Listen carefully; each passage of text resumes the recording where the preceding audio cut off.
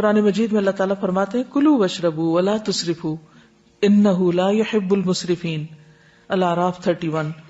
کھاؤ پیو لیکن اسراف نہ کرو کیونکہ اللہ اسراف کرنے والوں کو پسند نہیں کرتا۔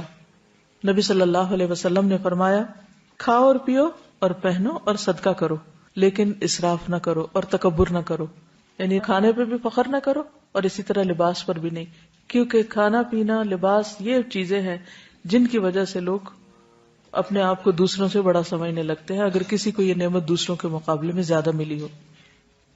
کھانے پینے میں سادگی۔ حضرت انس فرماتے ہیں میں نہیں جانتا کہ نبی صلی اللہ علیہ وسلم نے کبھی پتلی روٹی دیکھی ہو، چپاتی، یہاں تک کہ آپ اللہ سے جا ملے، اور نہ آپ نے کبھی مسلم بھنی ہوئی بکری دیکھی کہ پوری کی پوری بکری ایک ہی طرح تیار کر دی جائے کھانے کے لیے۔ حضرت عائشہ فرماتی ہیں کہ نبی صلی اللہ علیہ وسلم کے گھرانے نے اگر کبھی ایک دن میں 2 مرتبہ کھانا کھایا تو ضرور اس میں ایک وقت صرف کھجوریں ہوتی تھی، یعنی 2 وقت پراپر میل نہیں ہوتا تھا، میل ایک ہی اور اس کے ساتھ باقی کوئی بھی را چیز۔ تمہارا 3 وقت کا کھانا تو وہاں 1 وقت کا کھانا۔ ایک اور حدیث میں آتا ہے، صحیح بخاری کی روایت ہے، آل محمد صلی اللہ علیہ وسلم کبھی پے در پے 3 دن تک سالن کے ساتھ گیہوں کی روٹی نہیں کھا سکے، یعنی 3 کنزیکٹیو ڈیز ایسا کھانا نہیں ملا یہاں تک کہ آپ اللہ سے جا ملے۔ اسی طرح یہ ہے کہ جسمانی ضرورت مثلا قد کاٹ، عمر، کام کاج کی نوعیت کے اعتبار سے بھی غذا کا تعین کرنا چاہیے اور اس کی مقدار کا بھی۔ اسی طرح سادہ اور متوازن غذا زیادہ بہتر ہے۔ کھانا بھوک لگنے پر ہی کھانا چاہیے اور کچھ بھوک ابھی رہتی ہو تو کھانا چھوڑ دینا چاہیے۔ کچھ غذائیں جن کا ذکر قرآن مجید میں ہے، سب سے پہلے کھجور۔ اس کے اندر ایسے اجزاء پائے جاتے ہیں کہ اگر آپ 1-2 کھجوریں بھی روزانہ کی کھا لیں تو جسم کی دردیں جس کا اکثر لوگ شکار رہتے ہیں، یا پھر بڑھاپے میں بہت سی چیزوں کی جب کمی ہو جاتی ہے جسم کے اندر تو بہت سے لوگ صرف دردوں کی شکایت کرتے ہیں، تو اس میں بھی اس کا بہت فائدہ ہے۔ نبی صلی اللہ علیہ وسلم نے فرمایا جس گھر میں کھجور نہیں وہ اس گھر کی مانند ہے جس میں کوئی کھانا نہیں۔ کھجور نہیں تو سمجھے کچھ نہیں دوسرے لفظوں میں۔ اور آپ کو معلوم پاکستان میں اعلیٰ قسم کی کھجوریں پیدا ہوتی ہیں۔ حضرت عائشہ فرماتی ہے کہ رسول اللہ صلی اللہ علیہ وسلم نے فرمایا اے عائشہ جس گھر میں کھجور نہ ہو وہ گھر والے بھوکے ہیں، اے عائشہ جس گھر میں کھجور نہیں وہ گھر والے بھوکے ہیں۔ آپ نے 2 یا 3 مرتبہ یہ بات فرمائی۔ تو کیا کرنا ہے؟ کرنے کا کام کیا؟ کھجوریں لا کے رکھنی ہے۔ جب کچھ اور نہ کھانے کو ملے تو صرف کھجور ہر چیز کی کمی پوری کر دیتی ہے۔ کھجور کے ساتھ ککڑی کا استعمال، عبداللہ بن جعفر کہتے ہیں کہ میں نے نبی صلی اللہ علیہ وسلم کو تازہ کھجور ککڑی کے ساتھ کھاتے دیکھی، یعنی اگر آپ کھجور کے ساتھ کھیرا شامل کر لیں، بس صبح میں اگر آپ نے دودھ کھجور لیا اور اگر صبح نہیں آپ کھاتے دوپہر میں لیتے ہیں تو بہترین سنیک ہے، دوپہر کے کھانے کا کام کر سکتے۔ حضرت عائشہ کہتی کہ میری والدہ مجھے موٹا کرنے کی تدبیر کرتی تھی تاکہ میری رخصتی کر کے رسول اللہ صلی اللہ علیہ وسلم کی خدمت میں روانہ کرے، لیکن یہ مقصد کسی تدبیر سے حاصل نہ ہوا۔ حتیٰ کہ میں نے کھجوروں کے ساتھ ککڑی کھائی تو میں انتہائی متناسب انداز کی فربہ ہو گئی، یعنی کہ اچھی فزیک ہو گئی۔ تربوز اور تازہ کھجور، حضرت عائشہ کہتے ہیں کہ رسول اللہ صلی اللہ علیہ وسلم تربوز اور تازہ کھجور ملا کر کھایا کرتے تھے اور فرماتے تھے ہم اس کی گرمی کا علاج اس کی ٹھنڈک سے اور اس کی ٹھنڈک کا اس کی گرمی سے کرتے ہیں، یعنی تربوز جو ہے وہ کھانے میں ٹھنڈا ہوتا ہے اور کھجور گرم ہوتی ہے تو ان کو جب ملا کے کھایا جاتا ہے تو کوئی نقصان نہیں ہوتا، جو عام طور پہ بعد میں لوگ کہتے ہیں گرمی لگ گئی اور ٹھنڈ لگ گئی۔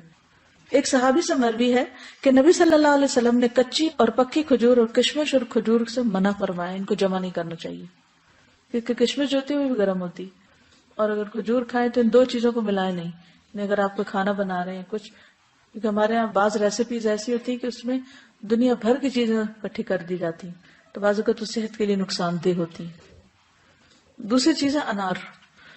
حضرت علی فرماتے ہیں کہ انار کو اندر والے چھلکے سمیت کھایا کرو کیونکہ یہ معدے کی بیماریوں کا علاج ہے۔ ہم عام طور پہ صرف اس کا پھل نکال کے کھا لیتے اور باقی سب چیزیں ویسٹ کر دیتے ہیں، تو اندر کا چھلکا کون سا ہوتا ہے؟ وہ وائٹ اسٹف جس کے اندر دانے لگے ہوتے ہیں۔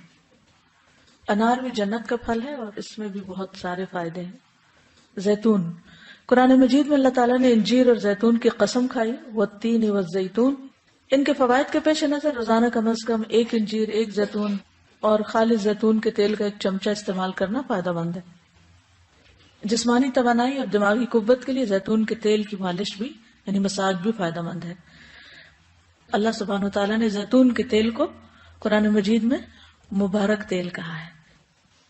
حدیث میں آتا ہے کلوا الزیت وادہنوا بہ فانہ من شجرۃ مبارکہ.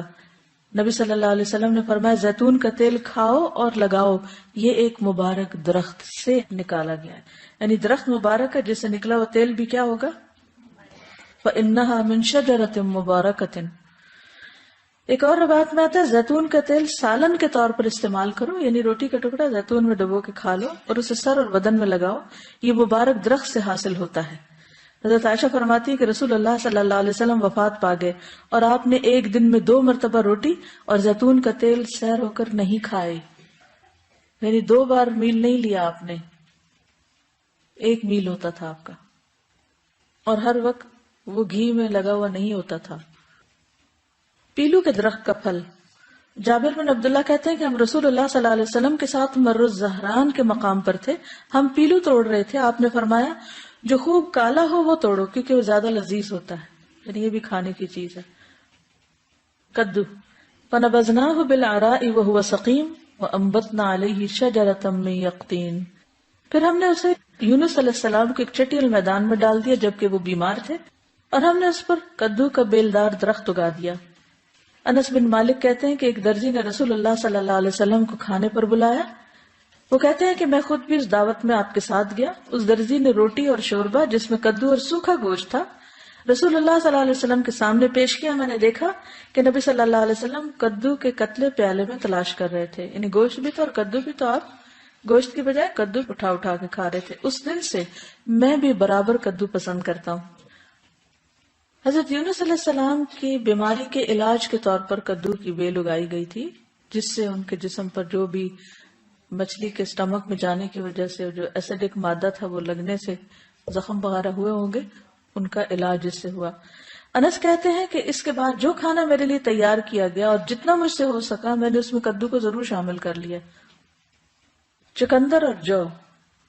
سہل بن سعد کہتے ہیں کہ ہمیں جمعہ کے دن بڑی خوشی ہوتی. ہماری ایک بوڑھی خاتون تھی، وہ چقندر کی جڑیں لے کر اپنی ہانڈی میں پکاتی، اوپر سے کچھ جو کے دانے اس میں ڈال دیتی. ہم جمعہ کی نماز پڑھ کر ان کی ملاقات کو جاتے تو ہمارے سامنے یہ کھانا رکھتی، یعنی ہر جمعہ وہ یہ کھانا پکا کے رکھتی اور ہم سب کھاتے. جمعہ کے دن ہمیں بڑی خوشی اسی وجہ سے رہتی تھی، یعنی ہمیں پتا ہوتا تھا آج اچھا سا کھانا ملے گا. ہم نماز جمعہ کے بعد ہی صبح کا کھانا کھایا کرتے تھے. اللہ کی قسم نہ اس میں چربی ہوتی تھی نہ گھی، یعنی چقندر ہوتے تھے ابلے اور اس کے اوپر جو کے کچھ دانے، پھر بھی خوش ہوتے تھے. ہمارا کیا حال ہے؟ کہتے اللہ کی قسم نہ چربی ہوتی تھی نہ گھی. اگر ہمیں کبھی بیماری میں بھی کبھی علاج کے طور پر بھی ایسی سبزی کھانے کو ملے تو ہم اپنے آنسو سے اس کو بھگو دیں.